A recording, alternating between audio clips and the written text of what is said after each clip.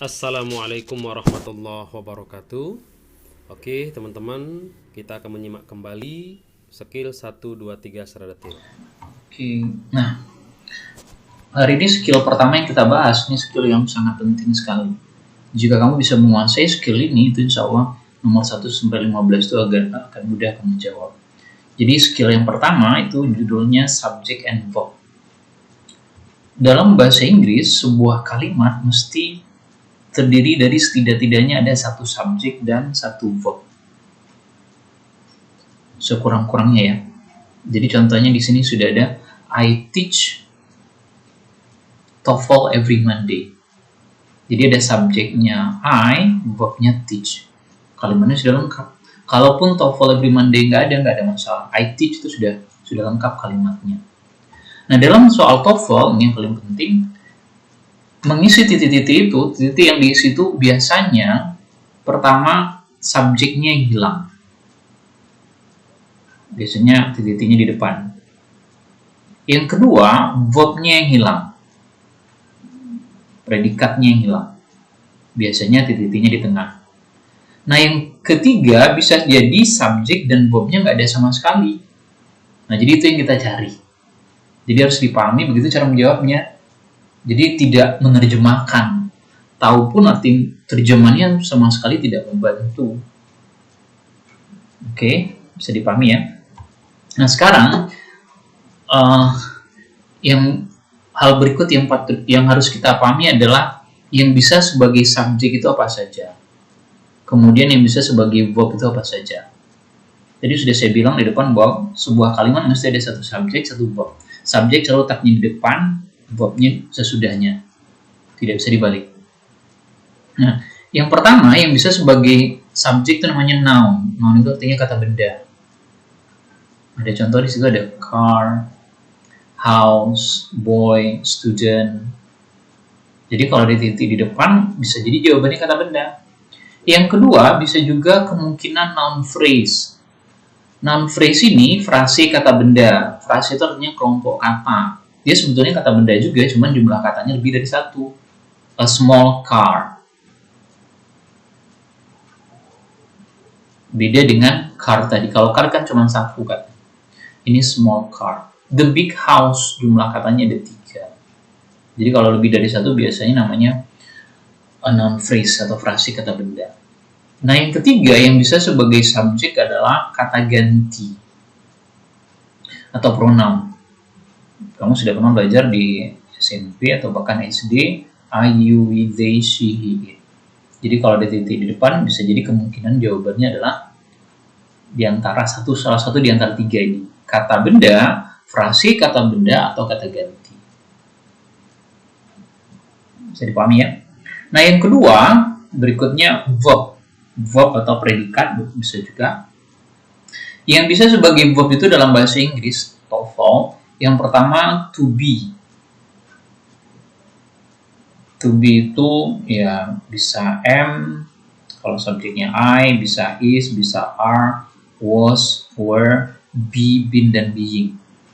Nah, sehingga kan bedanya is itu untuk tunggal, are untuk jamak, was untuk tunggal yang dalam bentuk lampau, were untuk jamak.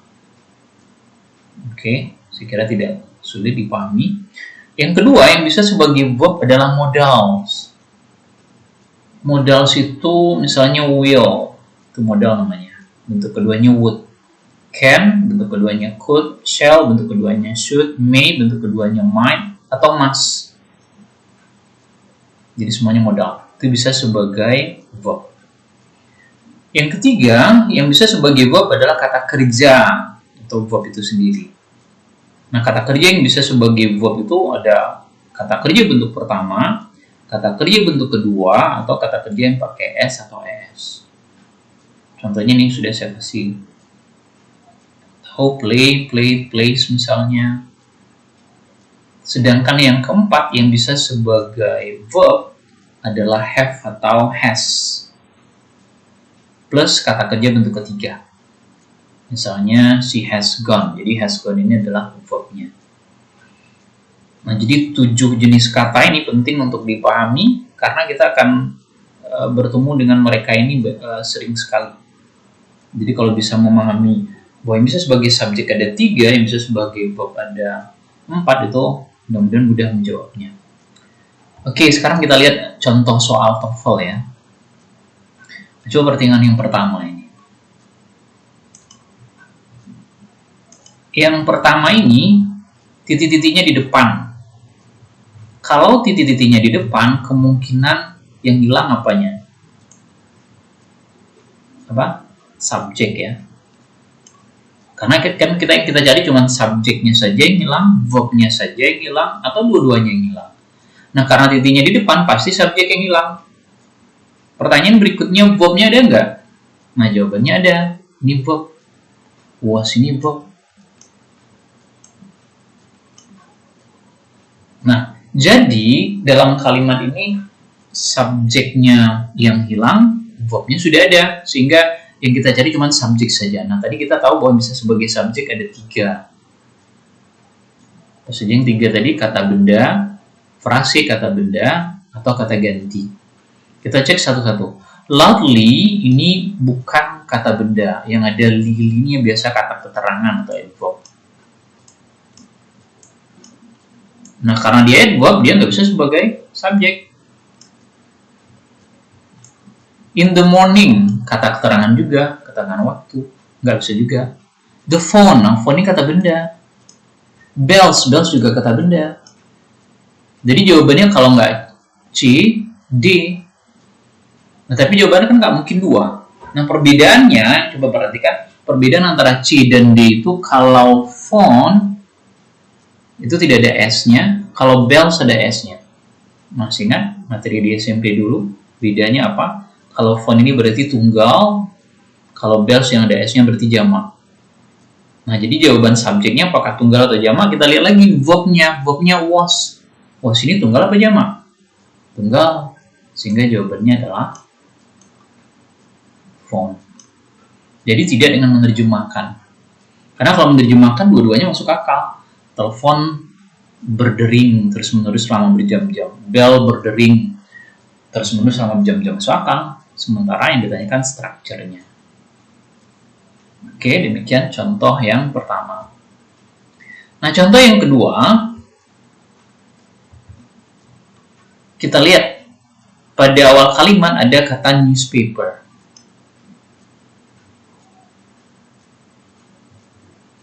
Kata benda. Artinya monyet. Enggak ya. Koran atau surat kabar. Nah, kalau dia kata benda, berarti dia bisa sebagai subjek. Kalimat ini sudah ada subjeknya. Nah, kalau sudah ada subjek, berarti yang dicari verbnya lagi. Verbnya ada nggak? Every morning bukan verb.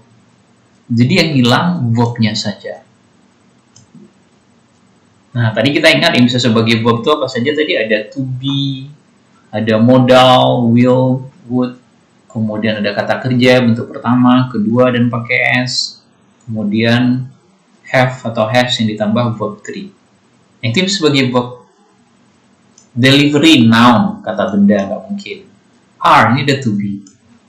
Jadi kemungkinan ini. On time, kata keterangan, regularly, kata keterangan. Sehingga kita langsung ketemu ada verbnya.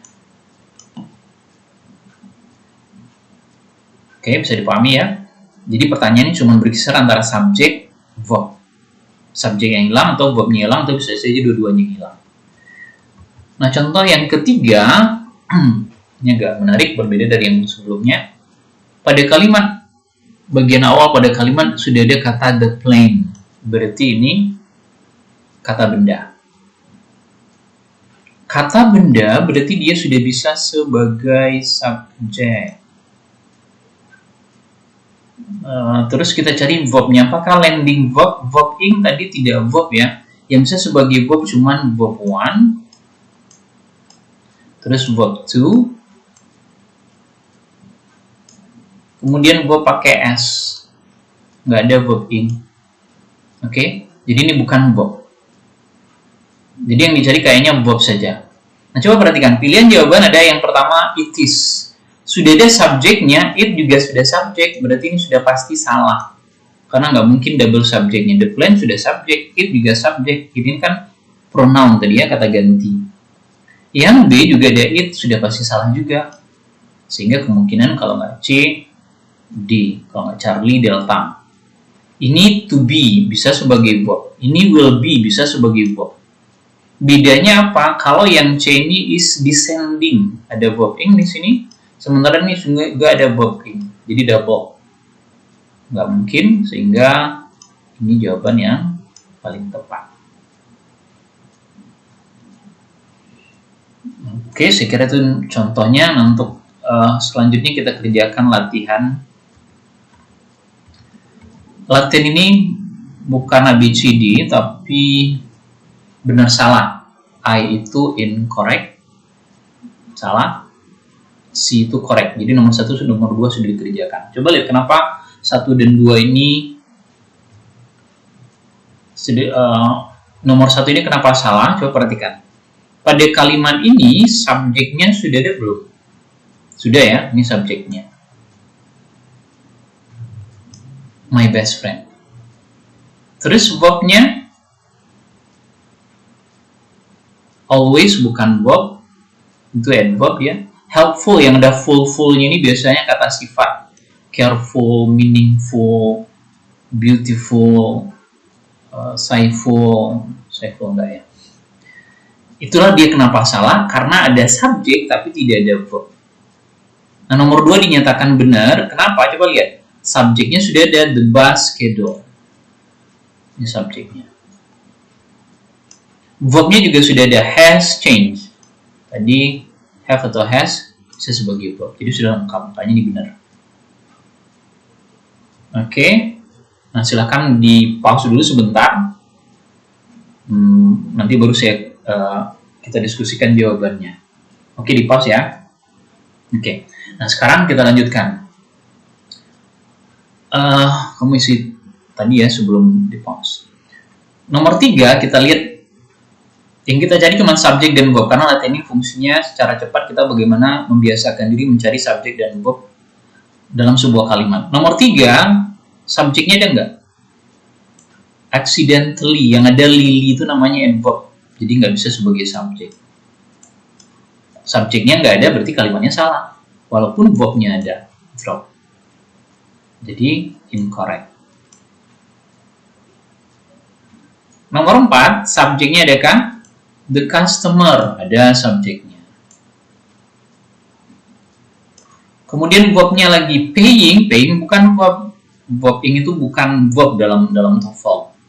Jadi ini salah, tidak ada verbnya. Sehingga incorrect. Nah, yang nomor 5, coba lihat subjeknya adakah? Ada ya, the professor. Kata benda, noun, handed. Menyerahkan atau memberikan. Ada id-nya, biasanya ada id, biasanya verb to. Jadi ada verbnya. Kalimat ini correct. Number 6, subjeknya adakah? It's the keterangan waktu. Jadi nggak ada subjek. Incorrect. Walaupun verbnya ada. Number 7, subjeknya ada. Ada ya, the basketball player. Subjek. Kata benda dia kan. Kemudian verbnya juga ada.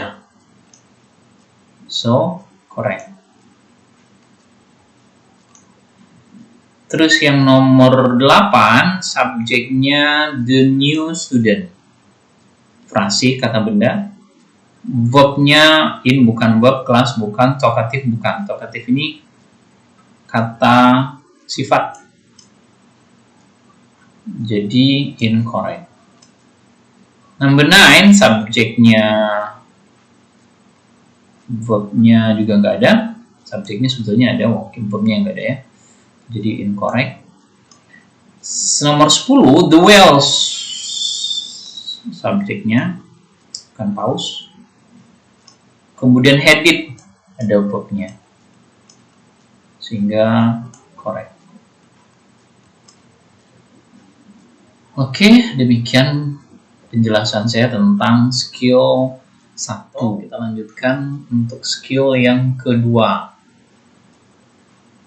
Kalau skill pertama subjek dan verb, Skill kedua namanya object of preposition. Bagi yang belum nonton video skill 1, saya harapkan nonton dulu karena itu bagian yang paling penting. Kalau itu nggak paham, nggak bisa jawab yang ini. Jadi pada skill 1 itu sudah saya jelaskan bahwa soal TOEFL biasanya hanya menanyakan subjek dan verb saja. Nah, sekarang kita lanjutkan. Judulnya tadi adalah object preposition. Apa itu object preposition? Objek preposisi. Preposisi itu kata depan. Contohnya ada in, on, jadi di atas, di bawah, di depan, di belakang, di awang-awang, macam-macam. Nah, objek preposisi adalah kata benda atau kata ganti yang terletak sesudah preposisi. Nah, perhatikan dua kalimat ini. Pada pertemuan sebelumnya kita sudah bahas bahwa yang bisa sebagai subjek itu salah satunya kata benda atau frase kata benda. Nah, pada kalimat ini ada 3 kata benda. The price kata benda, books kata benda, stores kata benda. Pertanyaannya, apakah ada 3 subjek juga dalam kalimat ini?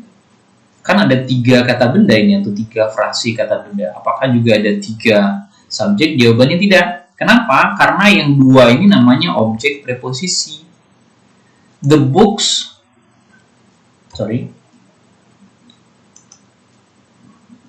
jadi the books ini walaupun dia kata benda, dia bukan subjek. Kenapa? Sebab ada of di depannya.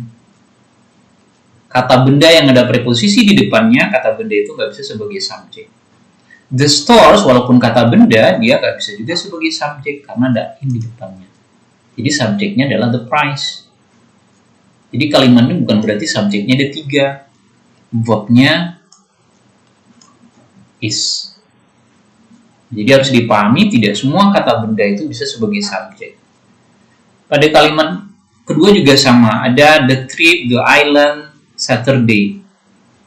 Tapi bukan berarti subjeknya ada 3. Subjeknya cuma the trip. Ini dia.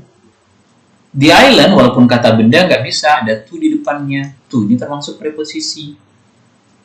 Saturday juga nggak bisa, ada on di depannya. Jadi subjeknya ada trip, verbnya will. Oke, bisa dipahami ya. Jadi yang disebut dengan objek preposisi ini of the books, in the stores, to the island, on Saturday. Dan objek preposisi tidak bisa sebagai subjek. Kenapa ini penting dipahami? Ini dia. Karena kita sering salah duga nanti, ini kalimat ini kan pada awal kalimat sudah ada kata yaitu might. To might. Apakah itu berarti sudah ada subjeknya? Jawabannya tidak. Kenapa? Meskipun might ini kata benda, tapi dia ada to, preposisi to di depannya. Maka might tidak bisa sebagai subjek. Sehingga kalimat ini tidak ada subjeknya. Pertanyaan berikutnya, verbnya ada tidak? Ada. To be. Jadi verbnya ada, sementara subjeknya nggak ada. Nah, kita kemarin ingat bahwa yang bisa sebagai subjek itu adalah noun, kemudian noun phrase, frase kata benda, kemudian pronoun. Pronoun itu kata ganti, I, you, we, they, she, he, it. Nah, mana yang kata benda di sini? Really tidak. Really adverb, kata keterangan. Funny, kata sifat. Jadi the party, kata benda. When ini kata penghubung. Atau bisa juga kata tanya. Oke, bisa dipahami ya. Jadi tidak semua kalimat yang ada kata di depannya itu berarti sudah ada subjeknya, belum tentu. Kalau ada preposisi di depan kata benda itu, maka kata benda tersebut tidak bisa sebagai subjek. Makanya kesimpulannya di sini, preposisi yang diikuti oleh kata benda atau kata ganti maka disebut dengan objek preposisi. Jika sebuah kata adalah objek preposisi, maka kata itu tidak bisa sebagai subjek. Ini beberapa contoh preposisi. Ada about, across, after, against, along, among, around, as, before, behind, tidak perlu dihafalkan, cuma memang harus lihat sering berkali-kali. Oke. Nah, semua kata ini bila diikuti dengan kata benda, maka kata benda tersebut dia berfungsi sebagai objek preposisi sehingga tidak bisa sebagai subjek. Nah, sekarang ada latihannya, coba kita kerjakan yang nomor 1 dan 2 saja dulu. Nomor 1 sudah dijawab, correct. Nomor 2, incorrect. Nah, nomor 1 kenapa benar? Perhatikan. Dia benar karena sudah lengkap subjek dan verb-nya. Subjeknya the name, verb-nya is. Jadi kadang antara subjek dan verb bisa berjauhan. Ini kata benda. Sementara the baby, walaupun kata benda, dia nggak bisa sebagai subjek. Kenapa? Karena ada preposisi of sebelumnya. The crib, walaupun kata benda, dia tidak bisa sebagai subjek karena ada in di depannya. Maka dia namanya ada objek preposisi. Ini juga objek preposisi. Yang nomor 2. Jadi nomor 1 benar karena subjek dan verbnya sudah lengkap. Nah, nomor 2 dinyatakan salah. Mengapa? Coba lihat. Kita cari dulu subjeknya ada nggak? By the next meeting. Meeting kata benda tapi ada by di depannya atau the next. The class kata benda tapi ada of di depannya. Sehingga tidak ada subjek walaupun verbnya ada need di sini. Karena tidak lengkap makanya incorrect. Nah, sekarang kita bahas jawaban. Ingat, latihan ini gunanya agar kita cepat menentukan mana subjek dan mana verb. Sudah ada subjeknya atau sudah ada verbnya belum? Sehingga nanti dalam soal TOEFL ABCD kita lebih mudah menjawabnya. Itu tujuannya. Coba lihat nomor 3, kita cari subjeknya. Ada the direction. Kata benda ya. Berarti bisa sebagai subjek. Kemudian verb. Yang bisa sebagai verb apa saja kemarin? Ada to be.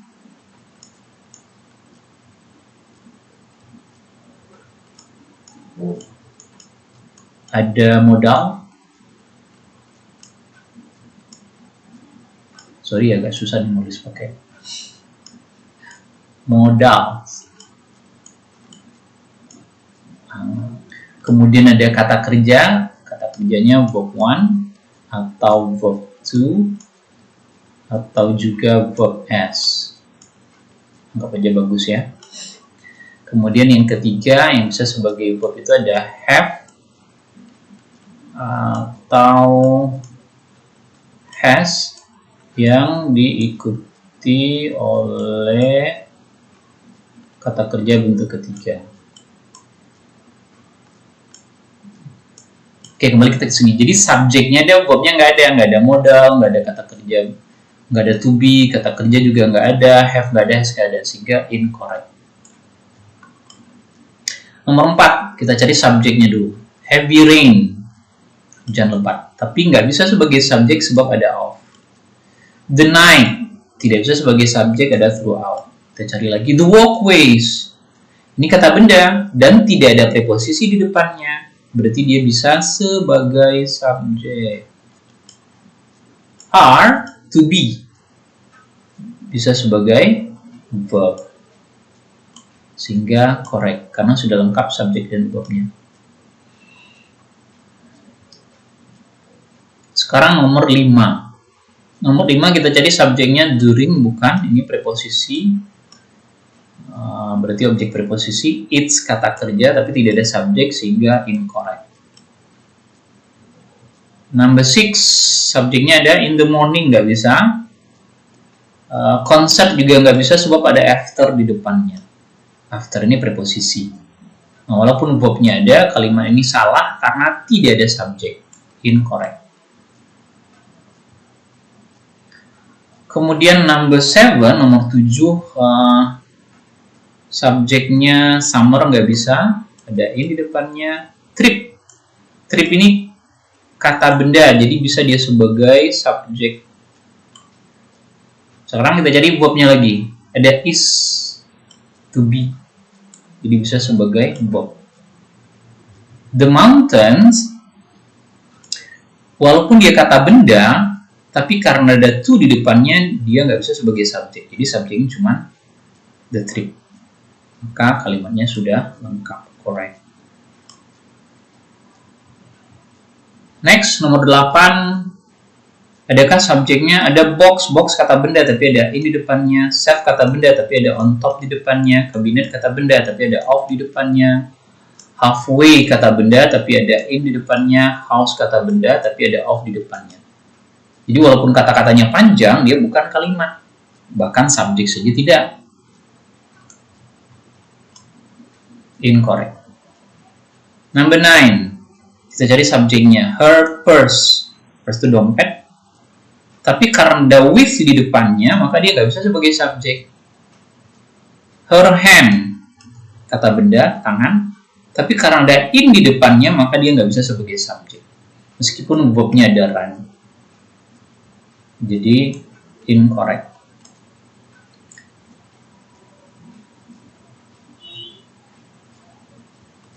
Oke, terakhir nomor 10, kita lihat subjeknya dulu. At 1 in the morning.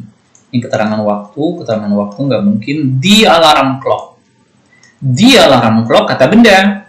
Tidak ada preposisi di depannya. Berarti dia bisa sebagai subjek. Subjek sudah ada, verb lagi. The table, bukan verb, ada on di depannya, objek preposisi, berarti the bed. Ada beside di depannya, objek preposisi. Rank. Rank ini bentuk kedua dari ring. Berarti dia bisa sebagai verb. Kata kerja bentuk kedua. Ini kata kerja bentuk kedua kan bisa sebagai verb. Sehingga kalimat ini correct. Oke, saya kira tidak terlalu sulit. Nanti coba dibaca lagi. Mungkin diulang lagi videonya biar lebih mudah memahaminya. Kita lanjutkan materi kita untuk skill 3 TOEFL structure. Judulnya adalah present participles. Jadi saya ingatkan lagi, skill 1 itu subject and verb, skill 2 object of preposition. Nah, sekarang skill 3 present participle. Present participle. Apa itu present participle? Untuk memudahkannya itu nama lain dari present participle itu adalah verb ing. Jadi contohnya arriving itu namanya present participle. Teaching, studying, cooking, playing, writing, reading, mancing enggak ya. Nah, itu namanya present participle. Nah, fungsinya ada dua. Pertama, bagian dari verb. Bukan verb loh ya, tapi bagian dari verb. Karena yang kemarin kita sudah belajar yang bisa sebagai verb itu cuma verb 1, kemudian verb 2, terus verb yang pakai s atau es gitu kan. Nah, verbing bukan verb, tapi dia bagian dari verb. Itu fungsi dari present participle.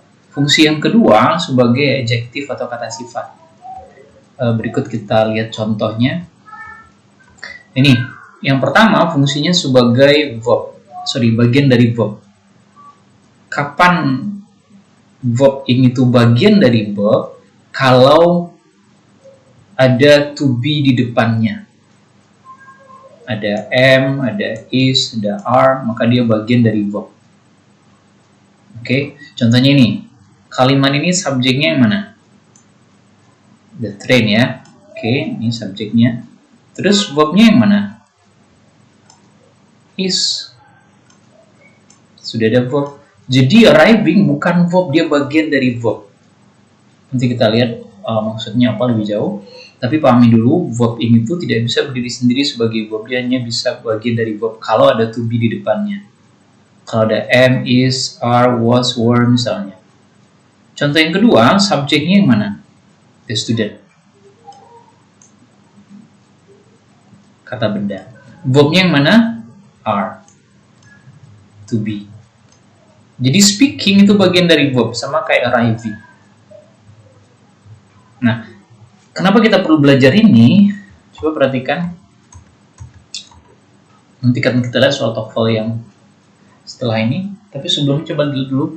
Kalau tadi fungsinya sebagai bagian dari verb, yang kedua fungsi verb ini itu adalah sebagai adjektif, sebagai kata sifat. Kapan verb ing itu fungsinya sebagai kata sifat? Jika tidak ada to be di depannya. Jika tidak ada am, is, are, was, were di depannya. Contohnya kalimat ini, coba perhatikan baik-baik. Pada kalimat nomor 1, subjeknya sudah ada the train. Silakan dicek lagi video yang kedua tentang subjek dan verb. Nah, terus verbnya yang mana? Ini dia is. Jadi kadang subjek dan verb bisa berjauhan loh ya. Nah, arriving bukan verb, karena verb nggak mungkin ada dua dalam sebuah kalimat. Dalam kalimat tunggal, subjek cuma satu, verb cuma satu. Arriving bukan verb, dia adjektif. Kenapa? Karena nggak ada to be di depannya. Oke, bisa dipahami ya. Nah, yang nomor 2, pada kalimat nomor 2, subjeknya adalah the students. Kata benda. Sedangkan verbnya di belakang are. Jadi kalimatnya sudah lengkap, sudah ada subjek, sudah ada verb. Sehingga speaking ini fungsinya sebagai adjektif, kata sifat. Kenapa dia kata sifat di sini? Karena nggak ada to be di depannya. Nah, kenapa kita mesti memahami ini? Karena ada soal TOEFL kayak gini. Nah ini, banyak yang keliru menganggap ini soalnya sulit, padahal enggak. Mari kita lihat, kan kemarin sudah saya bilang bahwa soal TOEFL biasanya hanya menanyakan subjek dan verb saja. Kita cari dulu subjeknya mana dalam kalimat ini. The film. Kan kata benda. Verbnya yang mana? Apakah nggak ada verbnya? Ada verbnya di sini, di belakang. Makanya harus hati-hati. Dalam soal TOEFL seringkali letak antara subjek dan verb itu berjauhan. Makanya harus baca sampai keseluruhan kalimat. Semua kata dibaca. Karena kalau enggak, kita bisa salah jawab. Karena kalau kita nggak kelihatan is ini, kita menyangka subjek sudah ada, berarti cuma verb yang hilang. Verb ini is. Salah. Is sudah ada di sini. Jadi kalimatnya sudah ada subjek, sudah ada verb.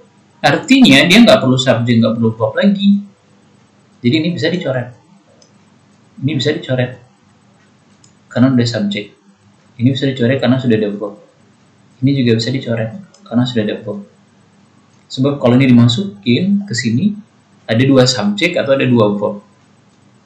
Sehingga jawaban yang paling tepat adalah now.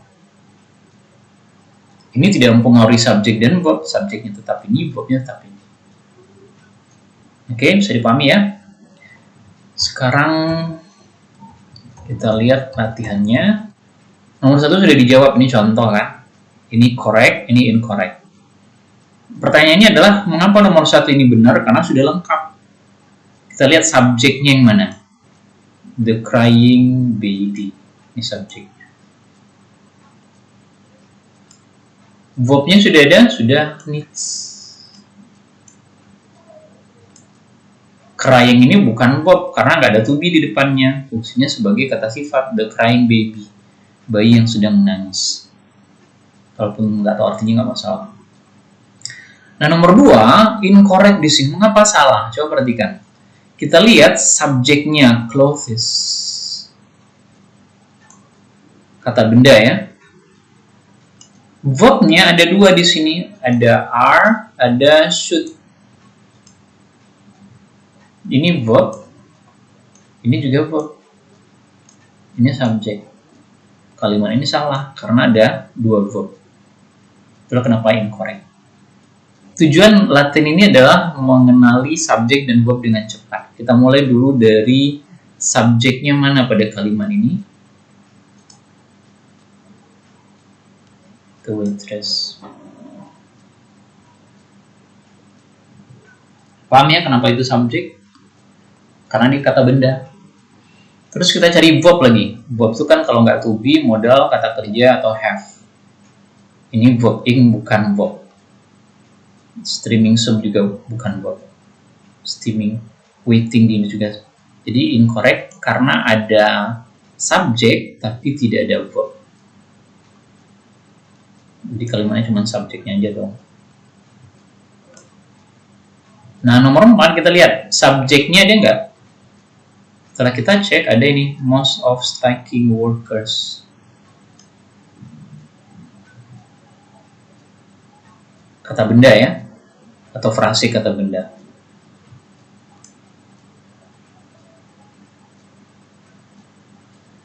Berikutnya verb. Verbnya ini are. Jadi walking, walking ini bagian dari verb. Jadi kalimat udah lengkap, satu subjek, satu verb. Karena tujuan latihan ini cuma mencari subjek dan verb dengan cepat. Correct. Demikianlah pertemuan kita untuk skill 1, 2, dan 3. Mudah-mudahan teman-teman peserta pelatihan TOEFL bisa memahami dan bisa dipraktekkan dengan buku kita dengan kalimat yang berbeda, mungkin tidak sama dengan yang ada di video ini. Terima kasih, semoga sukses semuanya. Assalamualaikum warahmatullahi wabarakatuh.